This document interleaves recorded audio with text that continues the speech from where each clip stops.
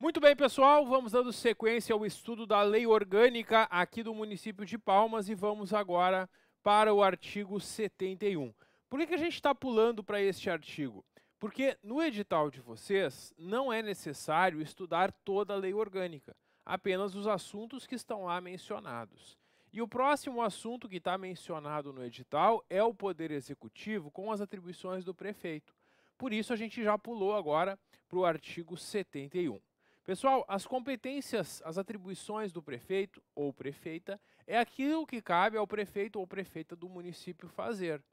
E é o prefeito ou prefeita quem vai exercer a direção superior da administração municipal, nomeando e exonerando pessoas da sua confiança para as funções de secretário municipal. É o prefeito que inicia processo legislativo. Porque quando a gente falou nas leis, a gente viu que cabe ao prefeito ou prefeita apresentar projetos de lei e emendas à lei orgânica. Também sancionar e fazer publicar as leis, expedir decretos e regulamentos para sua fiel execução. Quando os vereadores aprovaram um projeto de lei e o prefeito não concorda, ele pode vetar. Quando ele concorda, ele vai sancionar e promulgar, né? Também cabe ao prefeito dispor sobre a estruturação, atribuições e funcionamento dos órgãos da prefeitura. Então, ele organiza quais são os órgãos da prefeitura. Prover cargos e funções, a prefeita ou o prefeito vai fazer a nomeação dos servidores, inclusive de vocês que vão passar no concurso. Também prover cargos e funções, então, celebrar convênios e também enviar as normas orçamentárias e o plano diretor. Remeter mensagem à Câmara por ocasião da abertura da sessão. Todo ano, quando começam as sessões da Câmara, a prefeita encaminha informações de como estão os principais assuntos do município. Apresentar contas ao Tribunal de Contas, sendo que os balancetes mensais devem ser apresentados em até 45 dias do encerramento do mês e as contas do ano até 30 dias após iniciar a sessão legislativa.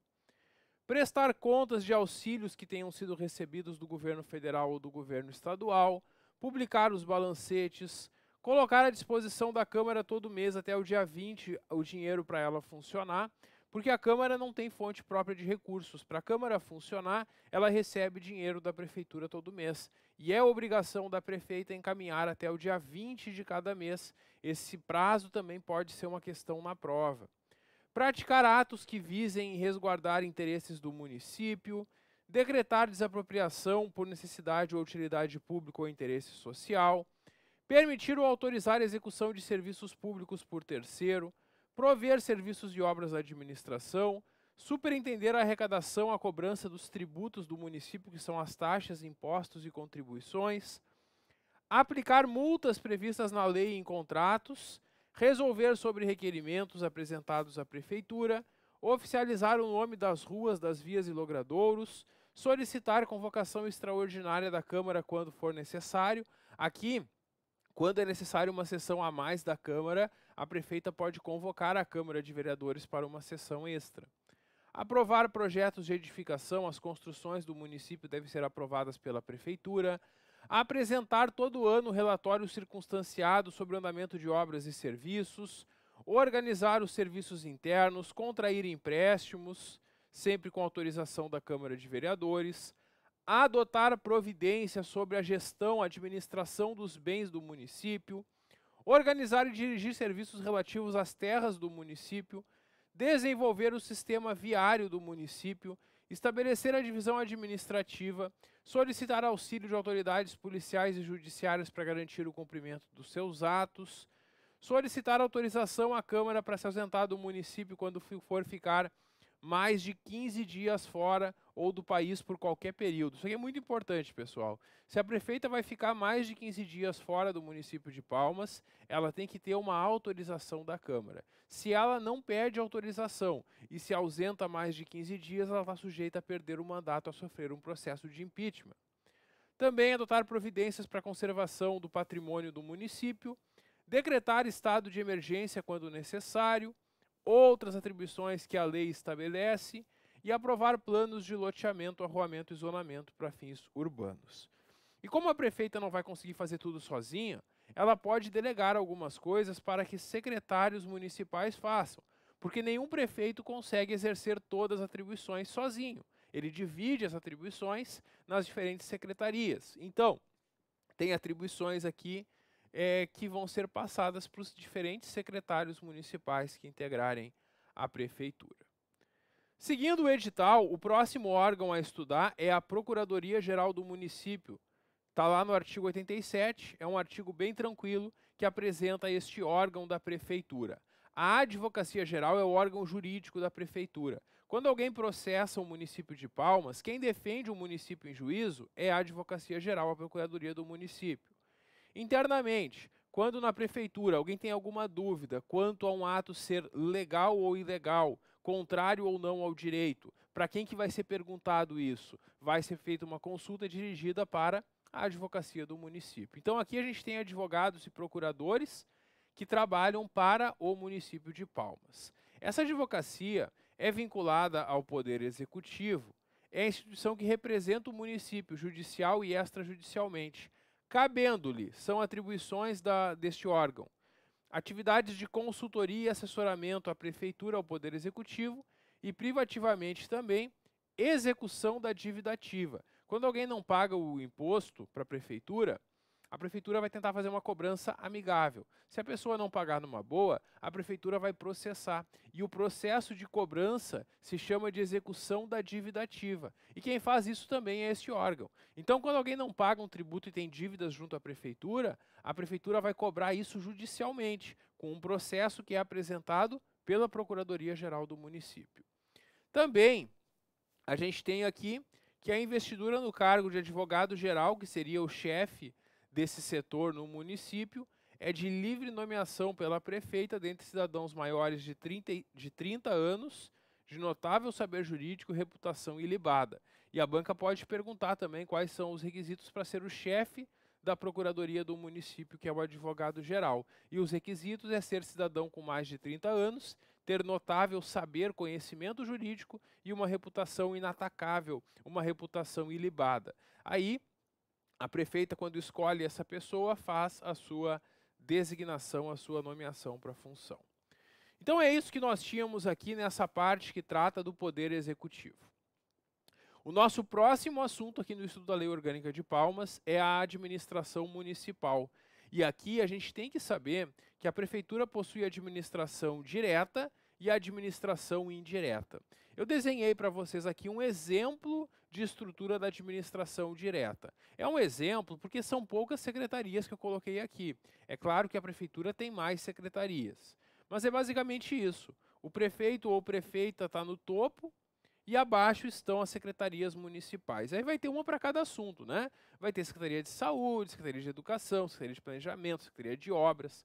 E cada secretaria, na sua estrutura interna, tem os órgãos que lhe compõem. Isso aqui é uma administração direta. E órgãos da prefeitura, como a Guarda Metropolitana de Palmas, estão aqui dentro dessa estrutura que a gente conhece como administração direta.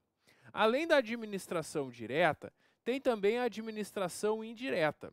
A administração indireta ela é formada por entidades que são criadas pelo município com personalidade jurídica própria. E aí o município vai criar as suas autarquias, fundações e também pode criar empresas públicas e sociedades de economia mista. E o item 3 fala sobre a sociedade de economia mista, que é uma empresa que pertence ao município, mas o capital não é todo do município. É o seguinte, se o município tem uma empresa que é só dele, essa é uma empresa pública, o capital é 100% do município. Quando o município tem a maioria das ações de uma empresa, mas também tem sócios na empresa, que são privados, que não são entes públicos, aí a gente tem uma sociedade de economia mista. É isso, basicamente, que nós temos. Então, quando falar em administração indireta, a gente tem essas 4 espécies de entidades. Quando falar em administração direta, a gente está falando dessa estrutura da prefeitura, que compreende a Secretaria Municipal e demais órgãos públicos da prefeitura. Bom, eu coloquei aqui no material alguns exemplos de autarquias e fundações, para a gente visualizar isso, né? Quem são essas entidades da administração indireta de Palmas?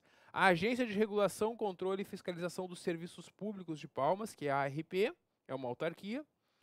E também é uma autarquia a Agência de Transporte Coletivo de Palmas, a ATCP.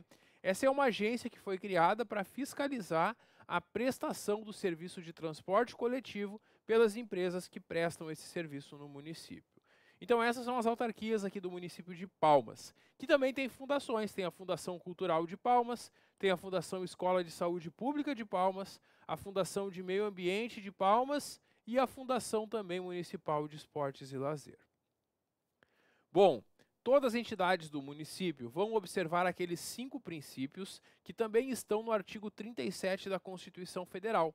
A Constituição Federal estabelece que a administração pública deve observar os princípios que formam a palavra LIMPE. Se tu memoriza a palavra LIMPE, tu memoriza as letras que iniciam cada um desses princípios. L de legalidade, I de impessoalidade, M de moralidade, P de publicidade e E de eficiência. E é muito importante que tu memorize esses princípios para a prova, porque a banca adora perguntar em prova quais são os princípios que a administração pública deve observar, deve respeitar.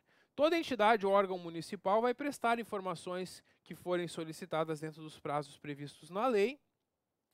Interessante aqui o parágrafo 3º, que fala sobre a publicidade. A publicidade dos atos, programas, obras, serviços e campanhas feitos pela prefeitura deve ter caráter educativo, informativo ou de orientação social. E dessa publicidade feita com dinheiro público, não pode constar nenhuma promoção pessoal. Então, quando a prefeita faz uma publicidade de alguma coisa que está sendo feita na prefeitura, ela deve fazer isso com caráter educativo, informativo ou de orientação social. Ela não pode fazer isso para sua promoção pessoal.